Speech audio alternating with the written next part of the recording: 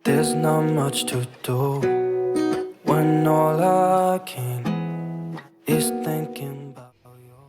Assalamualaikum warahmatullahi wabarakatuh. Perkenalkan, nama saya Putri Gloria Armalia dari IKMA 2 NIM 201121130. Di sini saya akan menjelaskan mengenai tulang, yaitu penyakit osteofit. Nah, di sini saya akan menjelaskannya kepada kedua anggota keluarga saya, yaitu ada adik saya dan adik sepupu saya.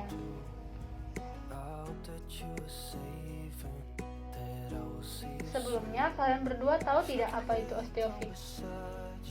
Nah, osteofit itu adalah tulang yang tumbuh menonjol di sekitar persendian atau tempat pertemuan antara dua tulang.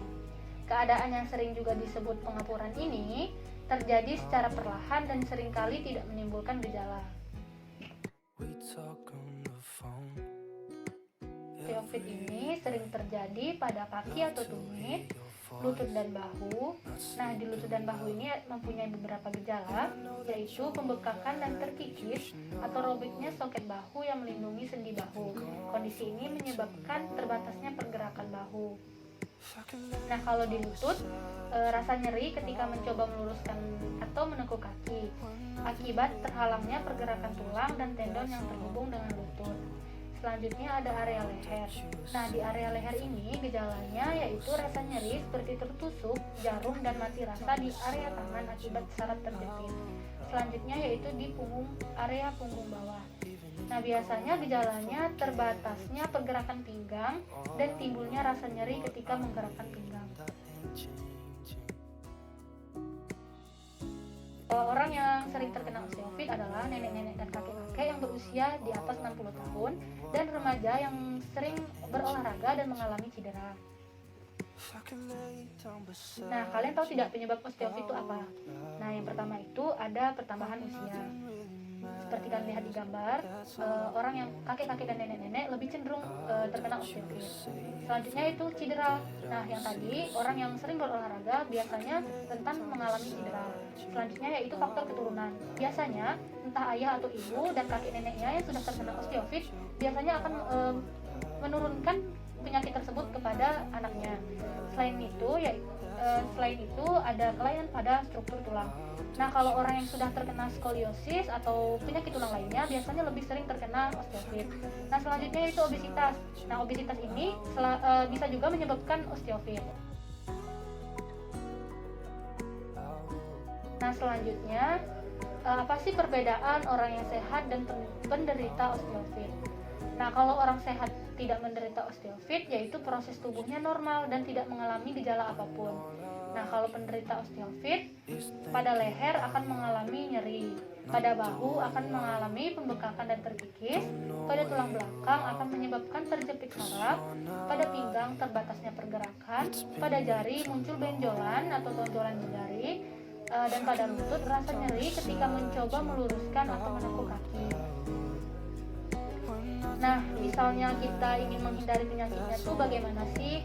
Nah, yang pertama, kalau bisa kita jangan obesitas, jadi kita harus menurunkan berat badan.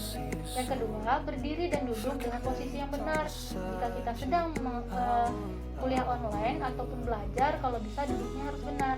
Dan yang ketiga, penuhi asupan kalsium dan vitamin D. Kalau bisa, kita setiap harinya itu ada mengkonsumsi asupan kalsium dan vitamin D. Nah, yang keempat, gunakan sepatu yang sesuai ukuran kaki supaya kaki atau tumit tidak mengalami osteofit atau pertumbuhan tulang.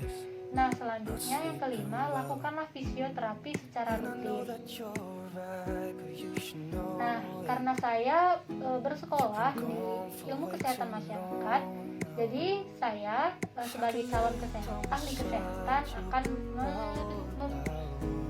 akan memberikan beberapa saran. Nah, yang pertama, osteofit sebagian besar dialami oleh orang berusia di atas 60 tahun, sehingga masyarakat perlu memperhatikan kesehatan tulang dari dini, bukan hanya ketika telah muncul gejala. Nah, yang kedua, jika terdapat tanda-tanda osteofit, segera periksakan ke dokter agar dapat segera diobati. Yang ketiga, jika merasa ada yang tidak nyaman dengan tulang, jangan dianggap abai. Segera cari informasi dan konsultasi kepada ahlinya. Yang keempat, bagi para orang tua diharapkan untuk memperhatikan asupan gizi anak sehingga pertumbuhan tulang mereka dapat tumbuh dengan baik. Yang kelima, selalu mengkonsumsi kalsium yang cukup untuk tubuh. Yang keenam, osteoartritis juga dapat terjadi pada usia muda akibat cedera atau kondisi medis tertentu.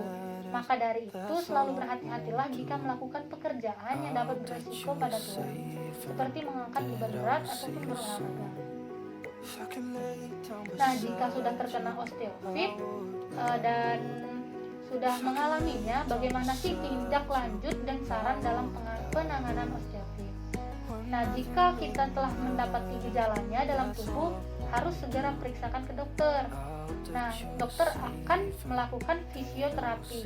Nah, jika fisioterapi masih belum juga, dokter akan memberikan obat dan akan melakukan tindak operasi. Nah, mungkin hanya itu yang bisa saya jelaskan dari mengenai osteoartritis ini. Jadi untuk kalian yang masih muda, harap selalu menjaga kesehatan tulang kalian. Nah, karena tulang ini adalah faktor pendukung yang sangat berpengaruh terhadap pertumbuhan untuk kedepannya. Jadi tulang yang sehat sama dengan hidup yang sehat. Terima kasih, semoga kalian mengerti dan paham untuk kedepannya agar menjalani hidup yang lebih sehat lagi. Untuk kalian berdua, semoga kedepannya kita tetap bisa menjaga kesehatan tulang kita. Sampai jumpa.